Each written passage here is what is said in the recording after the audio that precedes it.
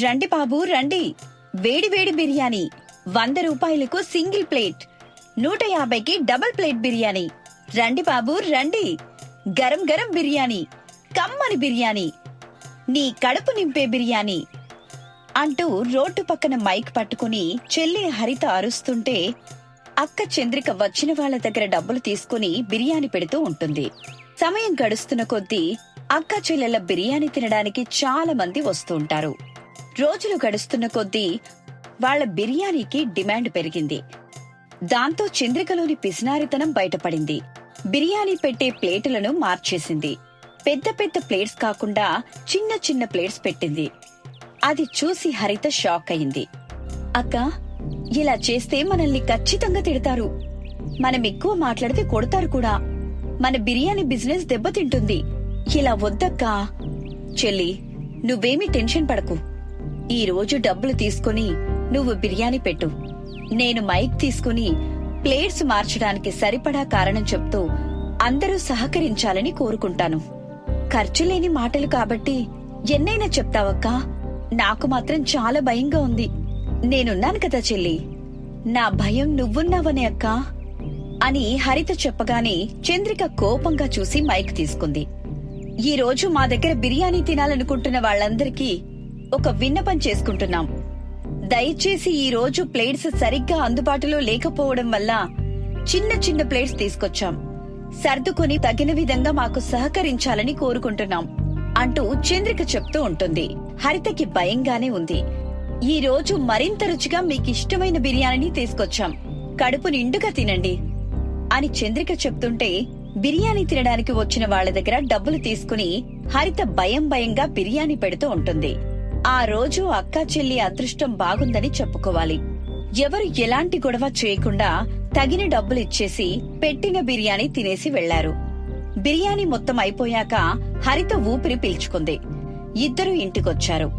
చంద్రిక ఆ రోజు ఎక్కువగా వచ్చిన డబ్బులను చూసి మురిసిపోయింది. చూసావా చెల్లి, నా పిసినారి తెలివి ఈ రోజు మనకు 2000ని అదనంగా సంపాదించి పెట్టింది. చాలే అక్క సంబరం. కస్టమర్లు దేవుళ్లని ఎందుకంటారో ఈ రోజు అర్థమైంది నాకు. మంచి మనస్సుతో డబ్బులిచ్చేసి చిన్న ప్లేట్లో పెట్టిన బిర్యానీ తినేసి వెళ్లిపోయారు. లేదంటే అలా భయపడితే ఎలా చెల్లి? గొడవ చేసేవాళ్లకి ఒక చిన్న ముక్క ఎక్కువ వేసేవాళ్లం. అప్పుడు వాళ్ల కోపం చల్లారుతుంది. అందరి ముందు తనకు ఒక ముక్క ఎక్కువ పడిందని వాళ్ల పొగరు చల్లారుతుంది. తిని డబ్బులిచ్చి వెళ్లిపోతారు. అలా వాళ్ళిద్దరూ మాట్లాడుకుంటూ ఉంటారు. తన ఇంట్లో టిఫిన్ చేస్తున్న అక్క సావిత్రి బావ గోపయ్య దగ్గరికి గోవిందం వచ్చాడు. అక్కా, బావా. ఏంటి తమ్ముడు? 2 రోజుల్లో వెళ్ళిపోతామని చెప్పి ఇంటికొచ్చారు. 2 నెలలైనా వెళ్లకుండా ఇక్కడే ఉన్నారు. మీకు 3 పూటలా తిండి పెట్టడానికి ఇబ్బందిగా ఉందని చెప్పడానికి వచ్చాడు సావిత్రి. బామ్మర్ది గోవిందం, నేను చెప్పింది కరెక్టేగా? అవును బావుగారు, తమరు చెప్పింది నిజమే. బామ్మర్ది, నేను మీ అక్క నీ ఇల్లు వదిలి మా ఇంటికి పోవాలి. అదేగా నువ్వు చెప్పాలనుకుంది. మా బావ బంగారం. ఈ బామ్మరిది మనసులో ఏముందో ఇట్టే పసిగట్టి చెప్పేశాడు. విషయం ఏంటంటే బావా, మీరింట్లోంచి వెళ్ళిపోతేనే నా భార్య ఇంట్లో ఉంటానంటుంది. లేకపోతే పుట్టింటికి వెళ్ళిపోతానని బెదిరిస్తుంది బావా. గోవిందం బాధగా చెప్పడంతో సావిత్రి దంపతుల మనసు చెలించింది. తమ్ముడు, మాకు మా ఇంటికి పోవాలనే ఉందిరా. కాకపోతే నీ మేనకోడళ్ళు బుద్ధిగా బిర్యానీ వ్యాపారం చేసుకుంటూ డబ్బులు సంపాదిస్తున్నారక్కా. ఆ మాట వినగానే సావిత్రికి చాలా సంతోషం కలిగింది. నువ్వు చెప్పేది నిజమా తమ్ముడు? నిజమక్కా, రేపు వెళ్దాం. మీ కళ్ళతో మీరే చూదురుగాని. అక్క చెల్లి కలిసి బిర్యానీ వ్యాపారం చేసుకుంటున్నారని మా కళ్ళతో మేం చూసిన తర్వాతనే మా ఇంటికి వెళ్తాం. సరే అక్కా, రేపు చూపిస్తాను. ఇప్పుడు తినండి అని గోవిందన్ చెప్పి వెళ్లిపోతాడు. అక్కా, ఏమిటో చెప్పవే? నువ్వు పిలిచేది నాకు వినిపిస్తుంది.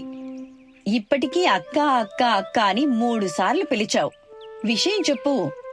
మేనమామ ఇంటికి వెళ్లి మన అమ్మా నాన్నల్ని తీసుకొద్దాం అని హరిత చెప్పగానే చంద్రిక గుండెలో ఒక్కసారిగా పిడుగు పడినట్టయింది.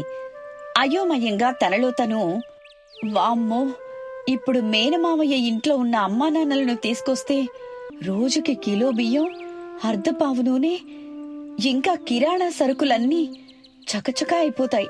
ఖర్చు పెరుగుతుంది. ఇంకేముంది, నా చేతులకు వణుకుడు రోగం వస్తుంది. నేను సర్కార్ ఆస్పత్రిలో ఉంటాను. వద్దు, అమ్మ వాళ్ళని మామయ్య ఇంట్లోనే ఉండనివ్వాలి అనుకుంటూ ఉండగా హరిత మళ్ళీ అడిగింది. అక్కా, ఏమంటావే? చెల్లి, ఇప్పుడు అమ్మ వాళ్ళు మనింటికెందుకు చెప్పు? మామయ్య వాళ్ళ ఇంట్లోనే ఉండనివ్వు. అక్కడ సంతోషంగానే ఉన్నారు కదా. అక్కా, అమ్మ వాళ్ళ విషయంలో కూడా నువ్వు నీ పిసినారి తెలివిని చూపించడం ఏమాత్రం బాగాలేదక్కా. అది నాకు నచ్చడం లేదు. అయ్యో చెల్లి, అమ్మ వాళ్ళ విషయంలో నేనెందుకు పిసినారితనం చేస్తాను చెప్పు? మనం బిర్యానీ బిజినెస్ మొదలు పెట్టిందే అమ్మ వాళ్ళ కోసం కదా. మనకు బాగుపడే లక్షణం లేదని, బుద్ధి లేదని ఇంకా చాలా మాటలన్నారు. మనం ఆ మాటలను ఛాలెంజ్ గా తీసుకుని బిర్యానీ వ్యాపారం పెట్టాం. మన అదృష్టం బావుంది, కలిసొచ్చింది. అందుకే అమ్మ వాళ్ళని తీసుకొద్దాం. సరే చెల్లి, బిర్యానీ అమ్మడం పూర్తయిన తర్వాత తీసుకొద్దాం అని చెప్పింది. హరిత సంతోషపడింది. అలా రోజు గడిచింది. మరుసటి రోజున గోవిందం తన అక్కా బావని తీసుకుని అక్కా చెల్లి రోడ్డు పక్కన చేస్తున్న బిర్యానీ వ్యాపారం దగ్గరికి తీసుకొచ్చాడు. అక్కా చెల్లి వాళ్ళని చూసి సంతోషపడినా బిజినెస్ టైం కావడంతో వాళ్లతో మాట్లాడలేదు. వాళ్ల దగ్గర కూడా డబ్బులు తీసుకుని చంద్రిక బిర్యానీ పెట్టింది. అక్కా చెల్లి సరిగ్గానే బిర్యానీ వ్యాపారం చేస్తున్నారని సంతోషపడ్డారు. చూసావా అక్క, నీ కూతుళ్ళని అమ్మా నాన్న అని మేనమామ అని మన దగ్గర డబ్బులు తీసుకోరనుకున్నాం, కానీ డబ్బులు తీసుకున్నారు. అప్పుడే కదా గోవిందం వ్యాపారం సరిగ్గా సాగేది.